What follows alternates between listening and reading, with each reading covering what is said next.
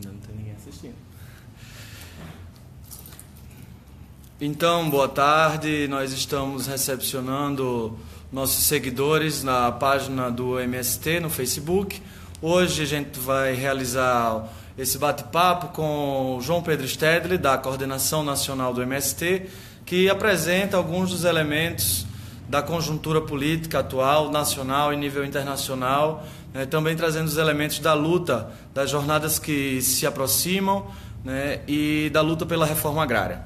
Então, primeiramente, bem-vindo João Pedro Stedley, boa tarde, a gente vai começar essa nossa conversa. Gostaria que você comentasse um pouco os últimos fatos da conjuntura nacional. A gente teve aí a abertura de inquérito para diversos políticos, a partir da lista do Fachin, mais de 90 políticos do alto escalão de governo e de congresso que estão listados, entre outros elementos que você queira trazer. O que isso muda no cenário conjuntural no nosso país? Boa tarde a todos que estão nos acompanhando. De fato, nós estamos vivendo um período muito complexo da conjuntura política do nosso país, porque há um contexto histórico que já vem de alguns anos, que o Brasil entrou numa grave crise econômica, que começou lá em 2008, o Lula segurou no tranco, voltou com mais força em 2011 e eclodiu mesmo de 2014 para cá. A crise econômica, em qualquer sociedade capitalista, ela desarruma os pactos das classes que atuam. Foi isso que aconteceu aqui no Brasil. Nós vínhamos de 4 eleições que gerou o governo Lula e Dilma, de uma conciliação de classes, onde todos ganhavam. Quando eclodiu a crise econômica, cada classe procura salvar o seu. E foi isso que a burguesia brasileira fez. Diante da crise econômica, ela rompeu qualquer acordo que tinha com a classe trabalhadora e tratou de sair da crise ela e as suas empresas. Mas para ela sair da crise, ela precisa jogar o peso da recuperação da crise econômica sobre as classes trabalhadoras, que são as que produzem a riqueza. E foi isso que fez. Ela conspirou, depois da derrota das eleições de 14, para derrotar o governo Dilma. E conseguiu derrotar o governo Dilma há um ano passado, quando ela percebeu que, em função da política econômica equivocada do governo Dilma, a classe trabalhadora e as massas já não davam mais apoio ao governo. Isso levou então para setores da burguesia brasileira, junto com os partidos que as representam, dar o golpe, que começou em abril e se consolidou em agosto.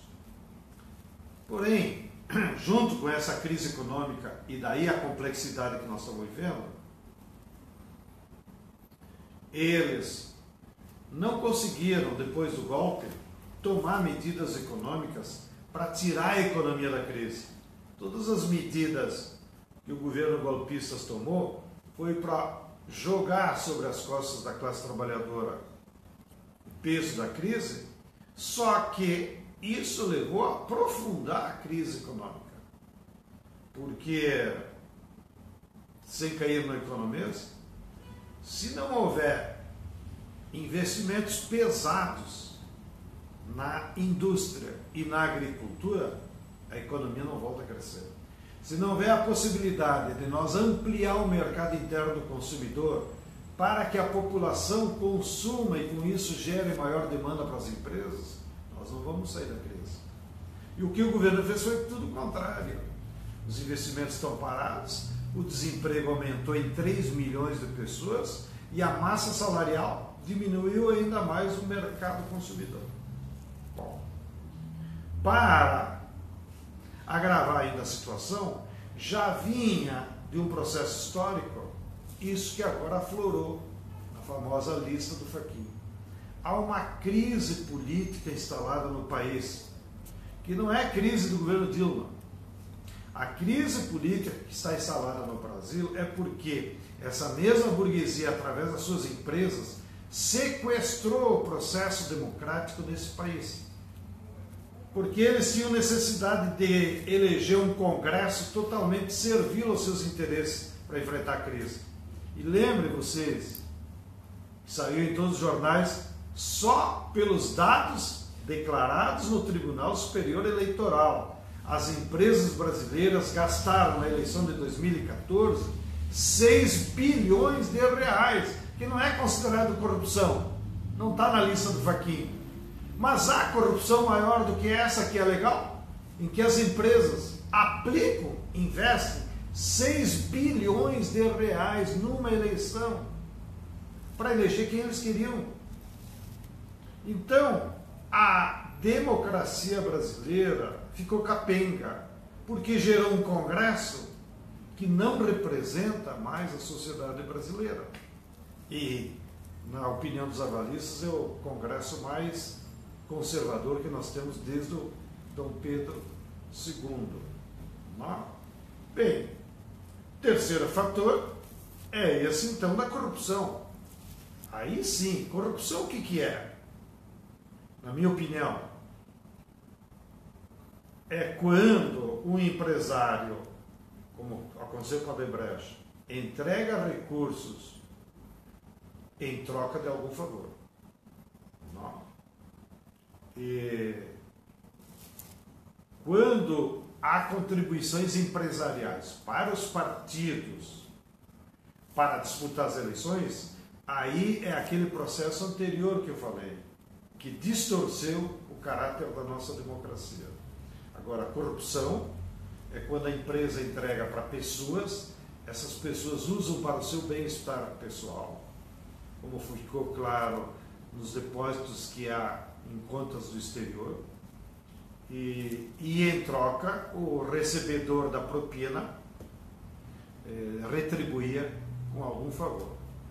Pelo que eu tenho visto na lista, a maioria dos casos se trata de corrupção, e há outros casos que se enquadrariam naquele outro patamar, de uma distorção do regime democrático brasileiro. Bem, então qual é a saída para isso? Não adianta nós falar mal dos políticos. Assim como, acabei esquecendo de comentar com vocês, há uma corrupção estrutural praticada pela mídia. Os bilhões que os governos estaduais, como lá no Rio de Janeiro, aplicavam na Globo, para a Globo ter uma linha editorial mais condescendente, isso não é corrupção? O seu Cabral gastava milhões. Alguma vez você viu em 8 anos a Globo falar mal do Cabral? Aí vizinho dela, os dois moravam no Jardim Botânico, se quiserem. Alguma vez a Globo falou mal do Cabral? Não, é porque o Cabral gastava milhões de publicidade na Globo.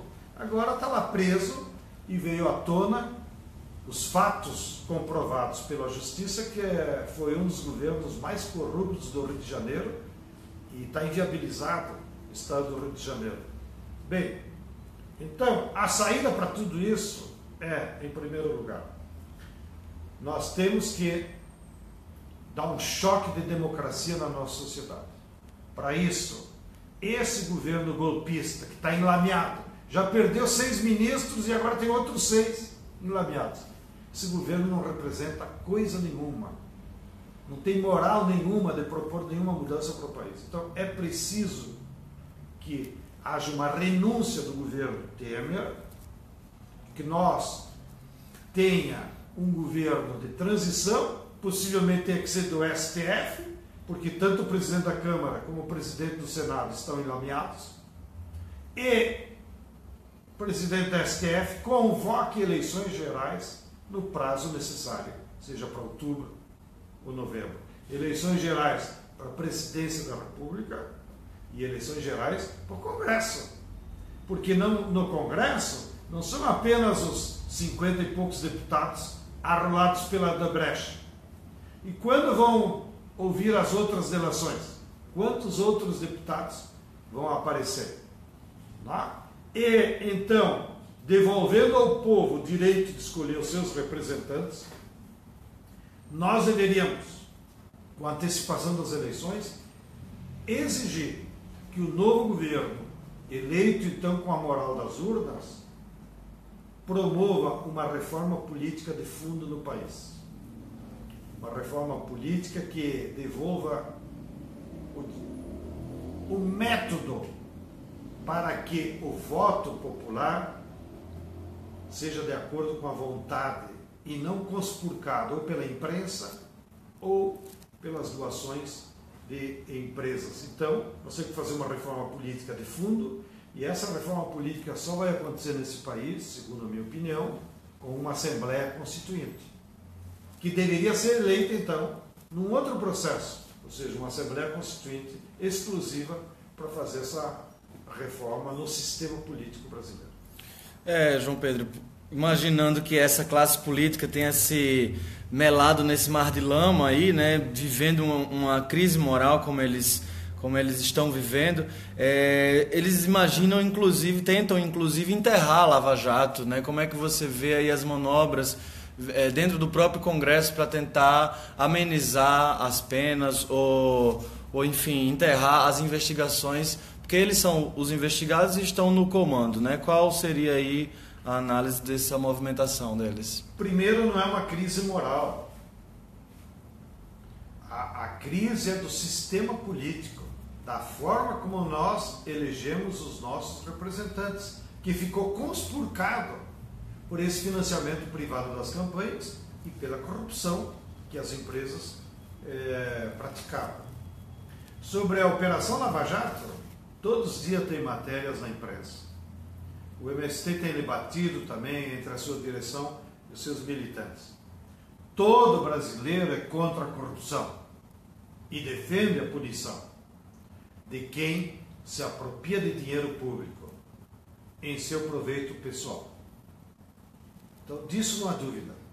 Agora, o que gerou muitas polêmicas em torno da Operação Lava Jato é de que, durante todo o processo, em alguns casos, mesmo que havia corrupção, o senhor juiz Sérgio Moro agia como uma espécie de imperador acima da lei, não garantia o legítimo direito de defesa.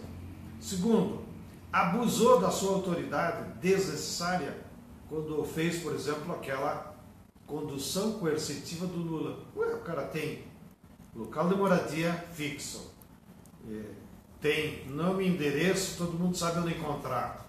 É claro que ele iria depor, assim como vai agora, dia 3 de maio. Segundo os juristas, há muitos casos que não haveria necessidade de prisão, ou seja, está se cometendo prisões preventivas. Outra crítica que tenho ouvido, que esse método da delação das empresas, na verdade, acaba inocentando o corruptor e joga todo o peso para aqueles que receberam. Então, a Operação Lava Jato é muito complexa e gerou muitas polêmicas, como também uma coisa que indignou todo mundo. Por que dentro da Operação Lava Jato são vazados depoimentos filmados que aparecem no Jornal Nacional somente em relação a alguns políticos? Alguém já viu algum vazamento em relação a Aécio Neves? Alguém já viu na Globo algum vazamento em relação a José Serra? Por que então só pega alguns políticos e não todos? E o próprio vazamento, pelo que me consta, é ilegal. Ou você deixa a audiência pública, ou você não pode selecionar e passa. E por que só para a Globo? Alguns vazamentos. Então, nós estamos vivendo uma situação muito complexa, porque inclusive esses parâmetros da lei, que poderiam estar a favor da justiça, nem sempre são utilizados a favor da transparência e do esclarecimento do que de fato aconteceu. Ok. Acho que tem uma pergunta aqui do Kleber, que mandou pelo Facebook, que se encaixa bem com essa discussão agora. Ele quer saber qual é o papel do judiciário no cenário do golpe e no pós-golpe. O Poder Judiciário brasileiro, como contexto histórico geral, é o último poder monárquico que temos no Brasil, não é um poder republicano. O povo não tem ingerência e a sociedade ou suas entidades organizadas não tem nenhum controle sobre o judiciário. Então quem controla o judiciário? Ninguém. Os juízes e o Poder Judiciário se escondem atrás de uma tal de meritocracia só porque eles passaram num concurso. Também. E o professor não passou num concurso? O bancário do Banco do Brasil não passou num concurso? Da onde vem essa legitimidade do juiz se alvorar o poder extremo sem que ninguém o controle? Assim como, olha o caso do juiz Sérgio Moro. Só estou dando como uma ilustração de como ninguém controla. A Constituição brasileira é clara. O salário mais alto desse país deve ser o do presidente da República, que hoje está em torno de 30 mil reais. Já é um absurdo. E o salário médio do ano passado do ministro Sérgio Moro foi 71 mil por mês, pelo que eu li nos jornais. E há juízes aqui de São Paulo, do Tribunal de Justiça, que chegam a ganhar 200 mil no mês. Tá bom, paga imposto de renda e ninguém diz nada. O dinheiro é público. Eu pergunto, isso também não é uma forma de corrupção legalizada? Porque a lei estabelece limites. Então, o Poder Judiciário brasileiro está capenga, está desmoralizado, desde as suas instâncias menores. E nas instâncias superiores, pior ainda. Me diz, como é que o STF pode julgar se eles, como ministros, foram escolhidos pelos presidentes? Tá bom, foi aprovado pelo Senado, mas o Senado também é carta marcada. Tá? Então, e aí o cara entra com 42 anos como ministro Toffoli, indicado pelo PT, e vai ficar até os 70, 38 anos, não pode. Ou seja, nós temos que ter uma reforma também no Poder Judiciário que mude as regras de escolha dos juízes de nível superior, que estabeleça mandato para esses juízes. Por que um juiz da Suprema Corte tem que ficar a vida inteira, vitalício? E por que a gente não pode dar mandato? Ah, você foi escolhido pelo Lula, então você vai ficar até o mandato do Lula. Ah, você foi escolhido pelo Temer, então vai ficar até o Temer cair. Quando muda o governo, então muda também as figurinhas. Ou, afinal, quem for escolher.